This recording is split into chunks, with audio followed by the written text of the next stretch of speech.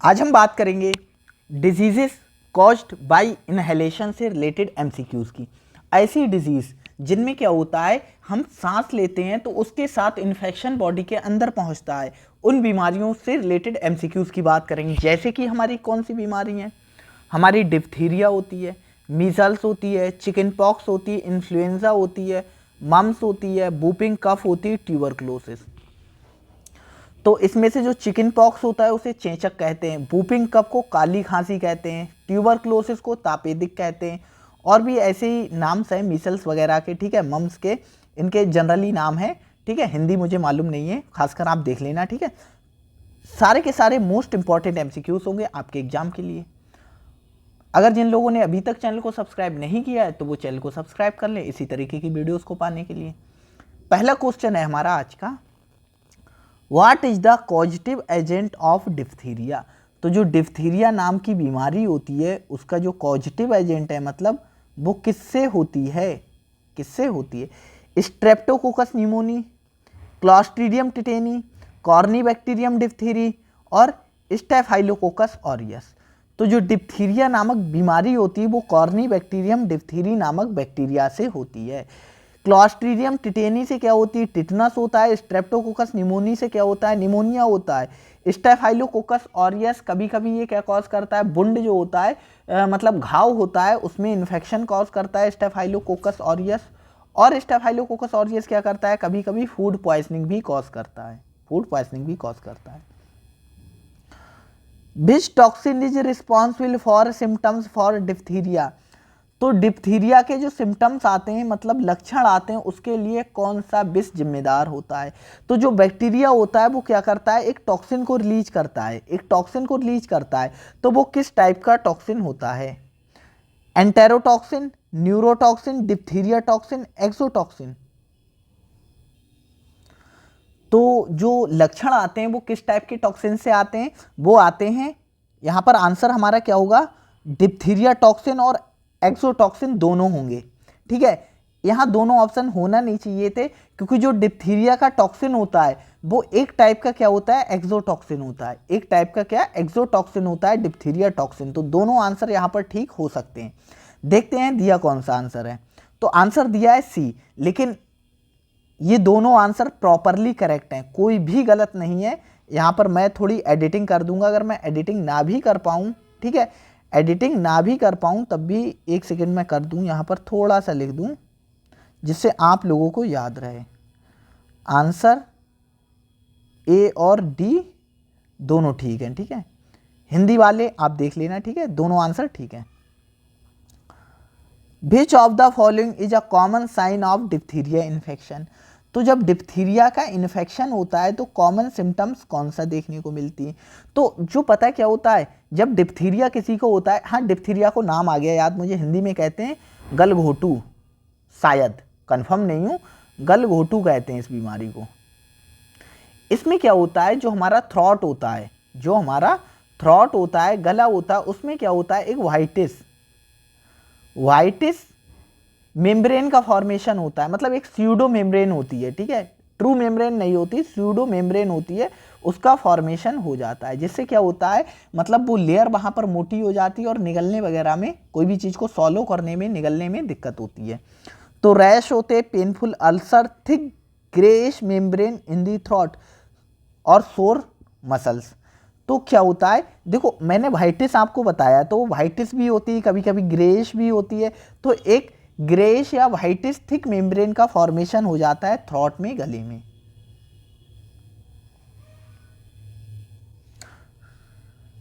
Which of the following is a primary mode of transmission for diphtheria. तो जो diphtheria बीमारी है उसका संक्रमण कैसे फैलता है? तो हम डिजीज ही पढ़ रहे हैं जो इनहेलेशन से होती है, मतलब कंटामिनेटेड एयर को इनहेल करने से होती है।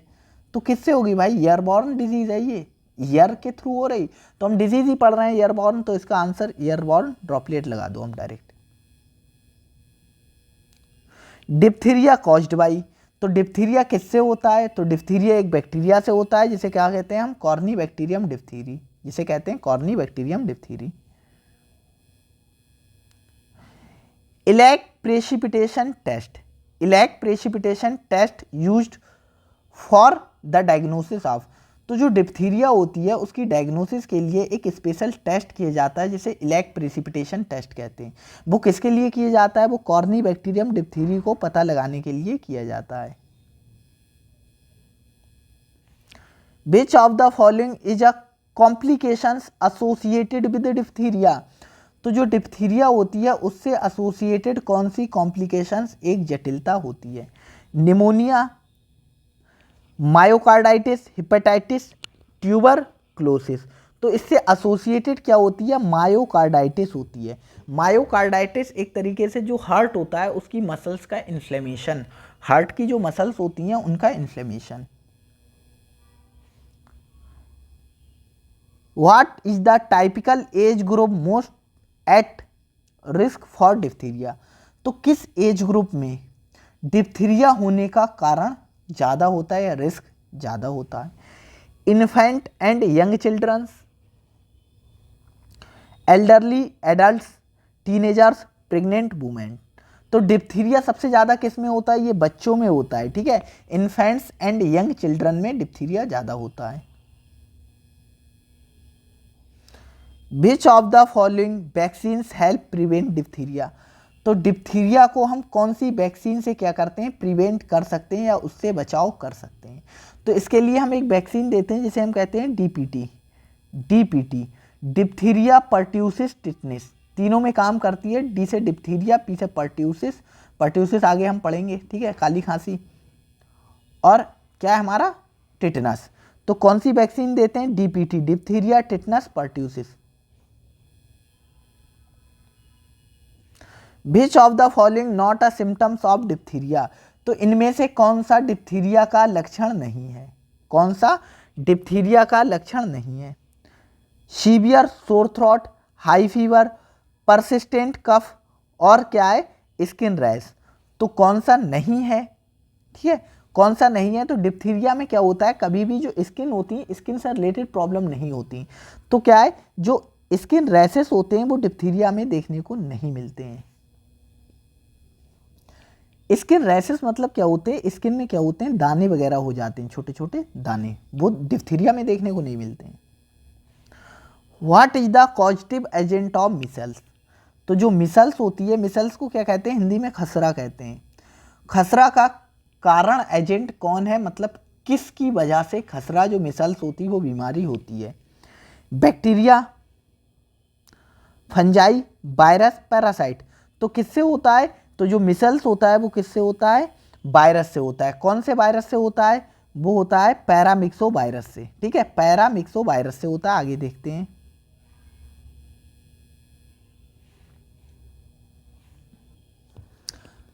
विच वायरस कॉज मिसल्स? तो मिसल्स कौन सा वायरस करता है? Herpes simplex virus, rubella virus, micelles virus, और बैरिसेला जोस्टर वायरस। तो जो मिसल्स होती है वो किससे होता है? वो होता है मिसल्स वायरस से। और ये जो मिसल्स वायरस होता है, ये जो पैरामिक्सो वायरस फैमिली होती है उसका मेंबर होता है। पैरामिक्सो वायरस फैमिली होती है, उसका मेंबर होता है मिसल्स वायरस, या क्या कहते हैं इसे? मॉर्बिली वायरस भी कहते हैं। Primary mode of transmission for micelles? तो मिसल्स कैसे ट्रांसमिटेड होता है? वही एयरबॉर्न होता है ना, क्योंकि हम डिसीज ही पढ़ रहे हैं। Which of the following is a characteristic sign of measles? तो जो मिसल्स होती है, खसरा होता है, उसका प्रमुख लक्षण कौन सा है? कैरेक्टरिस्टिक जो फीचर होता है वो कौन सा होता है? Skin rashes with starry night pattern. तो त्वचा पर तारों वाली रात जैसा चकत्ते। Koplik spot on the mucous membrane. तो जो म्यूकस मेम्ब्रेन होती है वहां पर क्या होते हैं? कुछ कोपलिक स्पॉट होते हैं, ठीक है, कोपलिक स्पॉट होते हैं। इनका कैरेक्टरिस्टिक नाम दिया गया है इन्हें एक, तो बी ऑप्शन इसका ठीक हो जाएगा। मिसल्स में क्या होते हैं? कोपलिक स्पॉट देखने को मिलते हैं म्यूकस मेम्ब्रेन पर। Incubation period for micelles? तो जो मिसल्स होता है उसके लिए जो इंक्यूबेशन पीरियड होता है वो कितना होता है? वो कितना होता है? डायरेक्ट आपको याद होना चाहिए, 14 से 21 दिन। Primary prevention for micelles? तो हम मिसल्स को कैसे रोक सकते हैं, कैसे उससे बचाव कर सकते हैं? Antibiotics, vaccination for with the MMR जैसे मिसल्स, मम्स और rubella vaccine, vitamin A supplement, antiviral medication. तो हम इसको कैसे प्रिवेंट कर सकते हैं? इसे प्रिवेंट कर सकते हैं वैक्सीन देकर, MMR की, MMR वैक्सीन देकर, ठीक है, जो किसके लिए होती है? मिसल्स, मम्स और रूबेला तीनों डिजीज से क्या करती है? प्रोटेक्शन प्रोवाइड करती है। विच of the following is a common complications of measles? तो इनमें से मिसल्स की कॉमन कॉम्प्लिकेशंस कौन सी है? कॉमन कॉम्प्लिकेशंस कौन सी? Pneumonia, myocarditis, hepatitis, tuberculosis. तो इसकी जो कॉम्प्लिकेशंस होती है वो क्या होती है? निमोनिया होती है। जिस पर्सन को मिसल्स होगा तो उसे निमोनिया होने के भी चांसेस रहते हैं। At what is the first dose of MMR vaccine typically administered? तो MMR की वैक्सीन का पहला डोज किस उम्र में दिया जाता है? किस उम्र में दिया जाता है? तो जो MMR होती है उसकी जो पहली डोज होती है वो 12 से 15 मंथ के बीच में दी जाती है, 12 से 15 month. Which of the following not a symptoms of measles? तो इनमें से कौन से मिसल्स के लक्षण नहीं है? High fever, cough and runny nose, conjunctivitis मतलब रेड आइस, एक्सेसिव सैलाइवेशन। तो इनमें से कौन सा सिम्टम्स नहीं है? कौन सा नहीं है? तो देखो जो मिसल्स होती है तो उस पर्सन को हाई फीवर भी होता है। अब मिसल्स की कॉम्प्लिकेशंस होती है निमोनिया, तो क्या होगा? निमोनिया होगा तो कफ एंड रनिंग नोज भी होगी। अच्छा, कफ आएगा और रनिंग नोज होगी तो क्या होगा? मतलब कंजक्टिवाइटिस भी होगी, जो आंखें होंगी वो लाल हो जाएंगी। तो कौन सी नहीं है? Excessive salivation. तो ये ऑप्शन हमारा ठीक हो जाएगा, एक्सेसिव सलाइवेशन, क्योंकि नॉट पूछा है। Measles is most contagious during which phase of the disease? खसरा किस चरण में सबसे अधिक संक्रमक होता है? Incubation period, early prodromal phase, rash phase और कॉन्वल्सेंट फेज मतलब कि रिकवरी फेज। तो किस फेज में होता है सबसे ज़्यादा? तो सबसे ज़्यादा खतरनाक होता है या संक्रमित होता है early prodromal phase. Incubation period के बाद जो फेज आती है अर्ली प्रोड्रोमल फेज, मतलब बिफोर द रैश अपीयर। जब स्किन पर जो रैश होते हैं, दाने होते हैं, उनके अपीयर होने से पहले की जो स्टेज होती है वो सबसे ज़्यादा संक्रमित होती है। What is the causative agent of small pox? Small pox को क्या कहते हैं? चेचक कहते हैं हिंदी में, चेचक। तो चेचक के लिए, चेचक के कारण एजेंट क्या है? मतलब चेचक किसकी वजह से होती है? Bacteria, fungi, virus, parasite. तो किससे होती है? ये होती है एक वायरस से, एक वायरस से होती है। किस वायरस से होती है?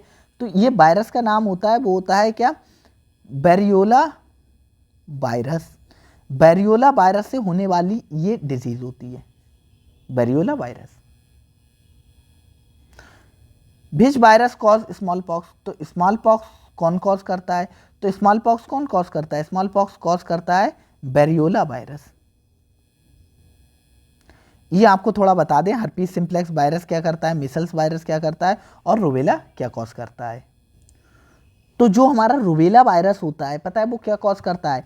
एक जर्मन मिसल्स होती है, ठीक है, जर्मन मिसल्स होती है, वो कॉज करता है रूबेला। और मिसल्स वायरस हमें पता है ये क्या कॉज कर रहा है? मिसल्स कॉज कर रहा है। हर्पीस सिंप्लेक्स वायरस होता है, कभी कभी ये ओरल इन्फेक्शन भी करता है, ठीक है, और कभी कभी ये जेनाइटल ऑर्गन में इन्फेक्शन करता है, मतलब STI करने में इन्वॉल्व होता है, सेक्सुअली ट्रांसमिटेड इन्फेक्शन करने में इन्वॉल्व होता है। और हर्पीस सिंप्लेक्स वायरस कभी कभी कैंसर भी कॉज करता है, सर्वाइकल कैंसर जिसे कहते हैं, फीमेल में होता है, सर्वाइकल कैंसर भी कॉज करता है। स्मॉल पॉक्स कैसे ट्रांसमिटेड होता है? सबको पता है कैसे ट्रांसमिटेड होता है, एयरबॉर्न ड्रॉपलेट्स। नेक्स्ट आता है हमारा, what was the most effective method used to eradicate smallpox? जो चेचक होता है उसको समाप्त करने के लिए सबसे प्रभावशाली तरीका कौन सा है? वैक्सीनेशन, क्वारंटाइन, एंटीवायरल ड्रग और एंटीबैक्टीरियल ट्रीटमेंट। तो हम सबसे बेहतर तरीका क्या अपना सकते हैं? वैक्सीनेशन कराकर हम स्मॉल पॉक्स को क्या कर सकते हैं? इरेडिकेट कर सकते हैं, ख़त्म कर सकते हैं।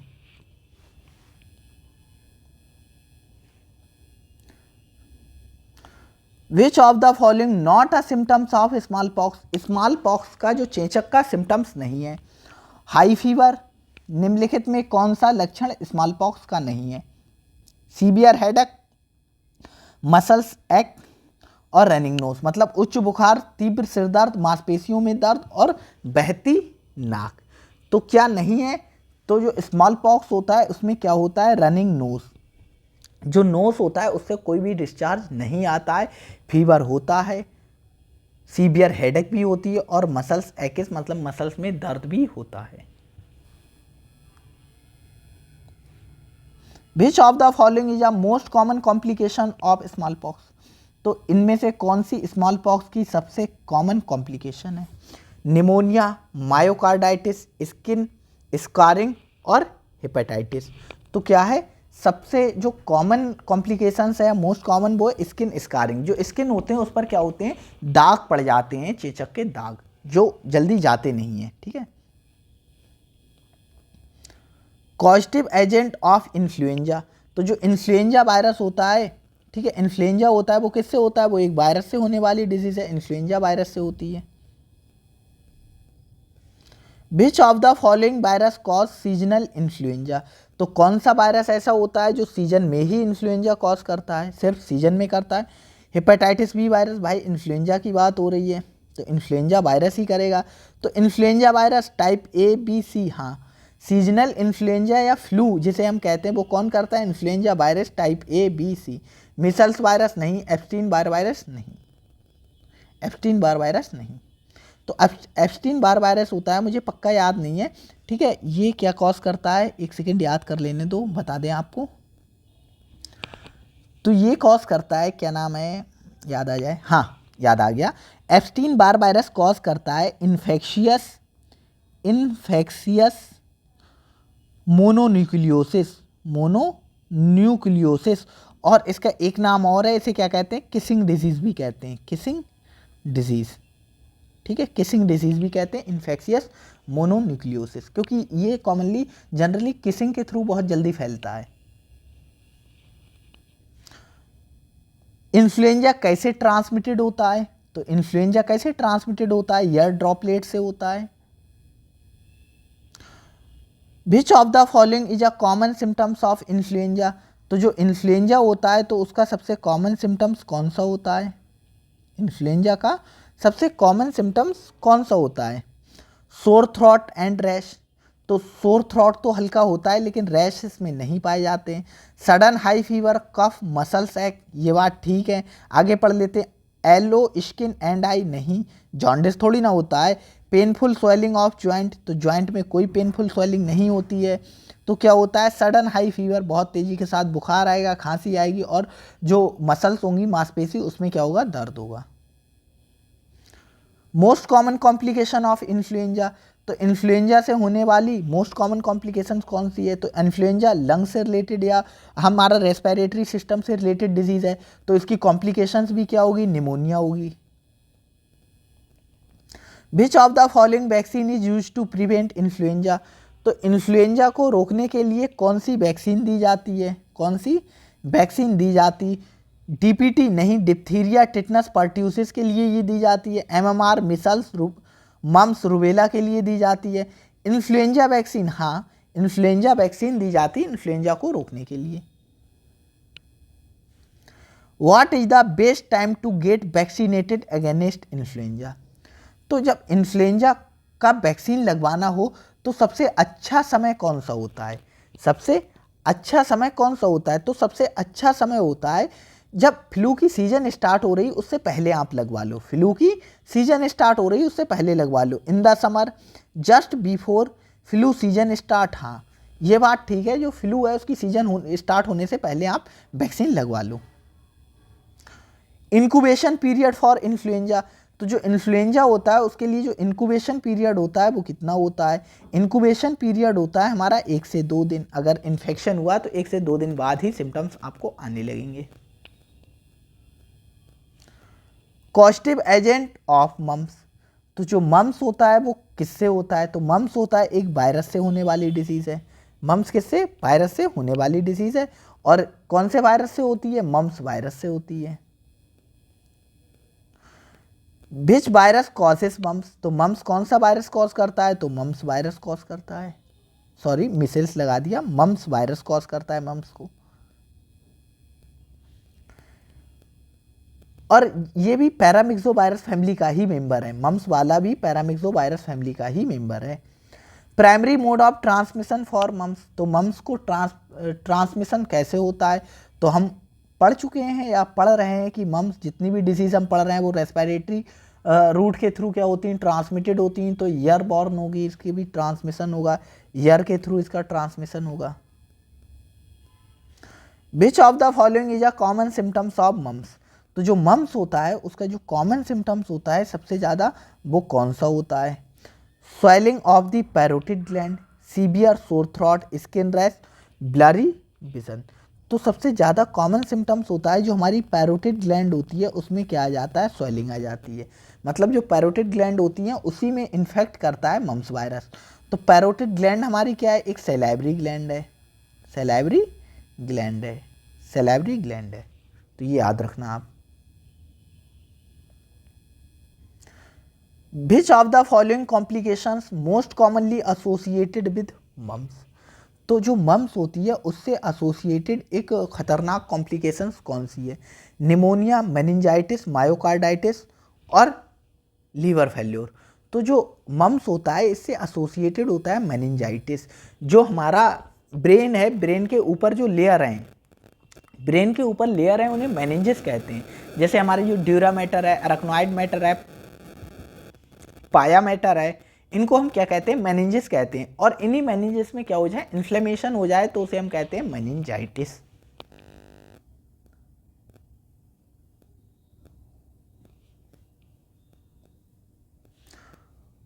Which of the following is a potential complication of mumps in measles? Mumps in males है, सॉरी मिसल्स पढ़ दिया मैंने, ठीक है, क्योंकि मिसल्स बहुत बार आ चुका है। तो एक पोटेंशियल सबसे खतरनाक कॉम्प्लिकेशंस कौन सी है जो कि मेल्स में होती है, मम्स के होने से, मम्स के होने से। पुरुषों में मम्स की संभावित जटिलता क्या हो सकती है, orchitis, kidney failure, blindness, hearing loss. तो क्या है, ऑर्काइटिस होती है, मतलब कि इन्फ्लेमेशन ऑफ टेस्टिस, जो टेस्टिस होते हैं, वृषण होते हैं, उनमें क्या हो जाए, इन्फ्लेमेशन हो जाए, सूजन आ जाए, इसे क्या कहते हैं, ऑर्काइटिस कहते हैं। इनक्यूबेशन पीरियड फॉर मम्स, तो जो मम्स वायरस होता है उसका इनक्यूबेशन पीरियड होता है वो कितना होता है, वो होता है 14 से 21 दिन का।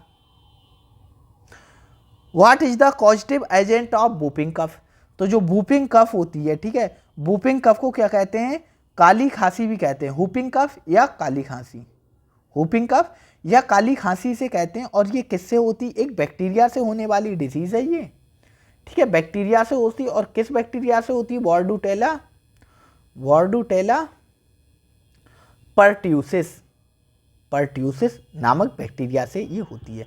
तो एक बैक्टीरिया से होने वाली डिजीज है, ठीक है। कौन सा बैक्टीरिया कॉज करता है वूपिंग कफ को, तो वूपिंग कफ को कौन सा बैक्टीरिया कॉज करता है, तो करता है वॉर्डुटेला पर्ट्यूसिस कॉज करता है। हीमोफिलस इन्फ्लुएंजा, इन्फ्लुएंजा कॉज करता है, ठीक है, सॉरी हीमोफिलस इन्फ्लुएंजी क्या करता है, निमोनिया कॉज करता है, निमोनिया कॉज करता है।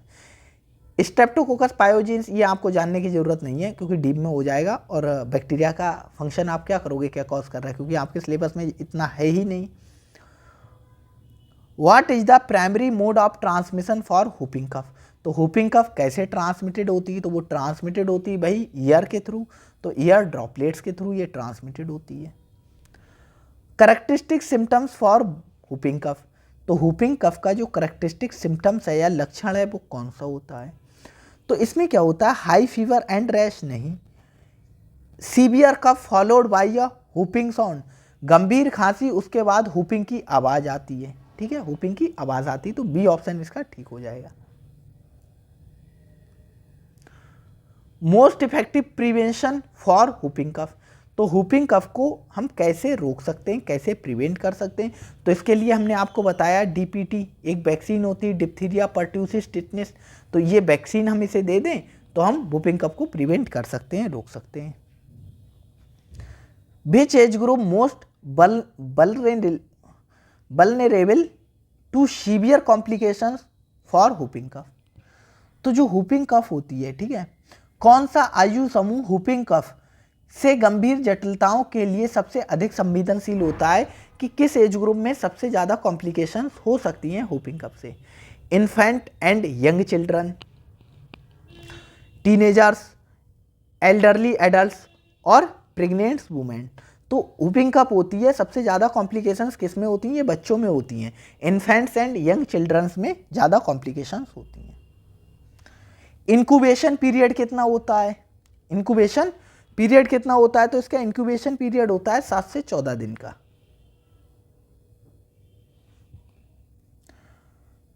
विच of the following is a common complications of whooping cough? तो जो हुपिंग कफ होती है उसका कॉमन कॉम्प्लिकेशंस क्या होता है? Pneumonia, hearing loss, brain damage, kidney failure. तो क्या होता है? वो होता है pneumonia. What is the causative agent of tuberculosis? तो जो ट्यूबरक्लोसिस होती है, तापेदिक रोग होता है, ठीक है, वो किससे होता है? तो ट्यूबरक्लोसिस होता है एक बैक्टीरिया से, जिसे हम क्या कहते हैं? Mycobacterium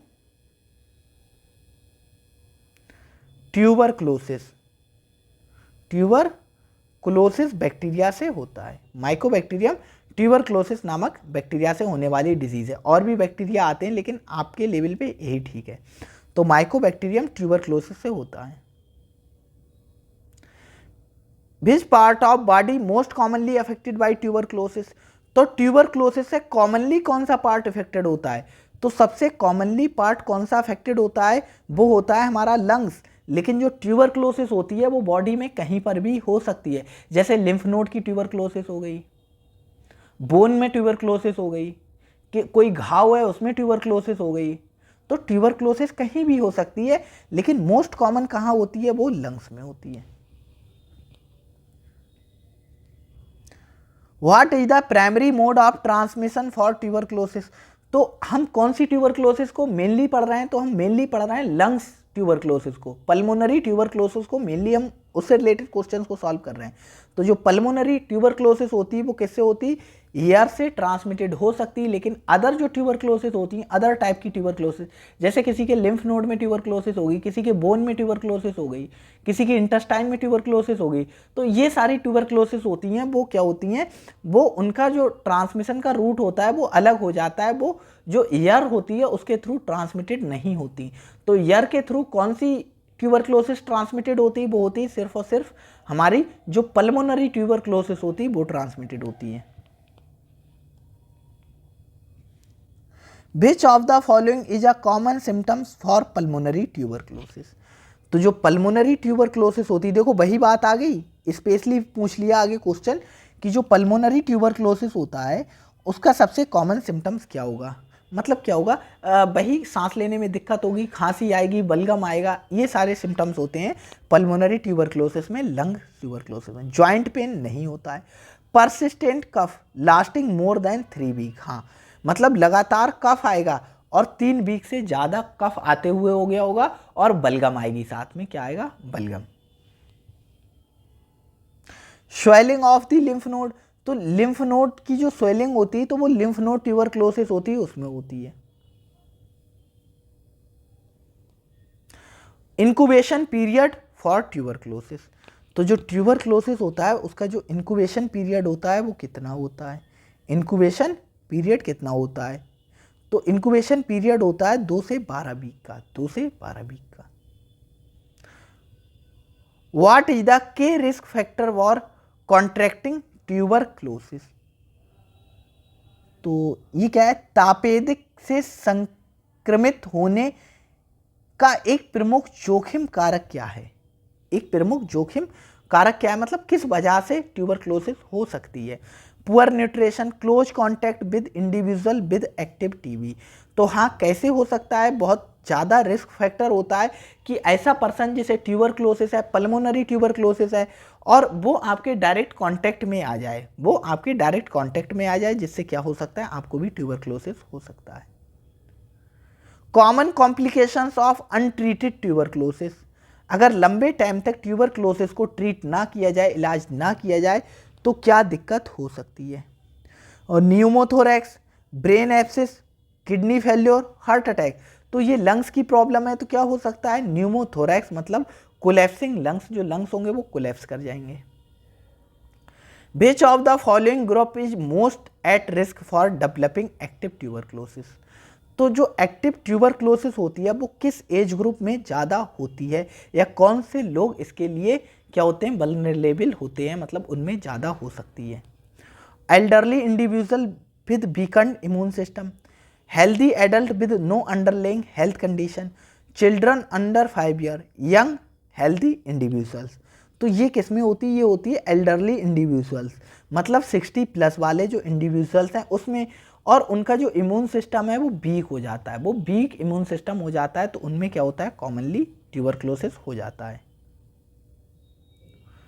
primary method of prevention for tuberculosis, तो ट्यूबरक्लोसिस को हम कैसे प्रिवेंट कर सकते हैं, तो ट्यूबरक्लोसिस को हम कैसे प्रिवेंट कर सकते हैं, वैक्सीन लगाकर। बीसीजी एक वैक्सीन आती है, उस वैक्सीन को लगाकर हम क्या करते हैं, ट्यूबरक्लोसिस को प्रिवेंट कर सकते हैं, रोक सकते हैं। वैक्सीनेशन विद बीसीजी, बैसिलस कॉलमेट ग्यूरेन, ठीक है, बैसिलस कॉलमेट ग्यूरेन। तो ऐसे क्वेश्चन आ जाते हैं, बीसीजी का फुल फॉर्म पूछ लेंगे आपसे, एग्जाम में आ सकता है। और ये जो बीसीजी का फुल फॉर्म है, ठीक है, ये मुझसे इसी साल वाइवा में पूछा गया था, मुझे बस इतना ही याद आ रहा था, बैसिलस कॉलमेट, आगे मुझे याद ही नहीं आ रहा था जी से क्या होता है। तो जी से ग्यूरेन, ये इंपॉर्टेंट है, आ सकती है इसकी full form. What is the most common form of tuberculosis seen in immunocompromised patients such as those with HIV? तो ऐसे पेशेंट जिनकी जो इम्यूनिटी है बहुत वीक है, जिनकी इम्यूनिटी बहुत वीक है, तो उनमें किस टाइप का ट्यूबरक्लोसिस होगा। और इम्यूनिटी वीक वाला पेशेंट कौन सा होता है, जैसे कि HIV का होता है, इम्यूनिटी वीक वाला होता है। और कौन सा होता है, जैसे डायबिटीज़ का पेशेंट होता है, उसकी भी इम्यूनिटी वीक होती है। तो हाइपरटेंशन का होता है, इनकी भी इम्यूनिटी वीक होती है। तो इन पेशेंट में कौन सी ट्यूबरक्लोसिस होने के चांसेस रहते हैं, pulmonary tuberculosis, miliary tuberculosis, cutaneous tuberculosis, skeletal tuberculosis. तो कौन सी होती है, इनमें होती है commonly miliary tuberculosis. Which of the following is a sign of severe tuberculosis, तो इनमें से कौन सा सीवियर गंभीर ट्यूबरक्लोसिस का एक लक्षण होता है, वूपिंग कफ, वेट गेन, हिमोप्टाइसिस, मतलब कफ अब ब्लड, मतलब जो कफिंग करेंगे उसमें क्या आएगा, ब्लड आएगा। खांसी होगी, खांसी के साथ जो बलगम आएगा, बलगम में क्या आएगा, ब्लड आएगा। ड्राई माउथ और स्वेलन जॉइंट। तो क्या होता है, जो खांसते हैं, खांसने के टाइम जो बलगम आती है उसमें क्या आता है, ब्लड आता है, खून आता है। तो ये साइन होता है सीवियर जो ट्यूबरक्लोसिस है वो बहुत खतरनाक वाली हो गई है। नेक्स्ट तो क्वेश्चन ही खत्म हो गए, ठीक है। तो आज इतने ही क्वेश्चंस थे, ठीक है। 61 क्वेश्चंस हमने सॉल्व किए हैं इस टॉपिक में, जो डिजीज़ कॉज्ड होती हैं बाय द इनहेलेशन, मतलब सांस लेने के साथ जो डिजीज़ होती हैं। अगर आप लोगों को इसका PDF चाहिए हो तो हमें बता देना, हम कमेंट कर देना, हम आपको लिंक प्रोवाइड कर देंगे। और जिन लोगों ने अभी तक हमारे चैनल को सब्सक्राइब नहीं किया है तो वो लोग हमारे चैनल को सब्सक्राइब कर सकते हैं। अगर वीडियो अच्छी लगी हो तो वीडियो को लाइक भी कर सकते हैं। तो आज की वीडियो में इतना ही था, नेक्स्ट लेकर आएंगे किसी और टॉपिक पर वीडियो। Thank you.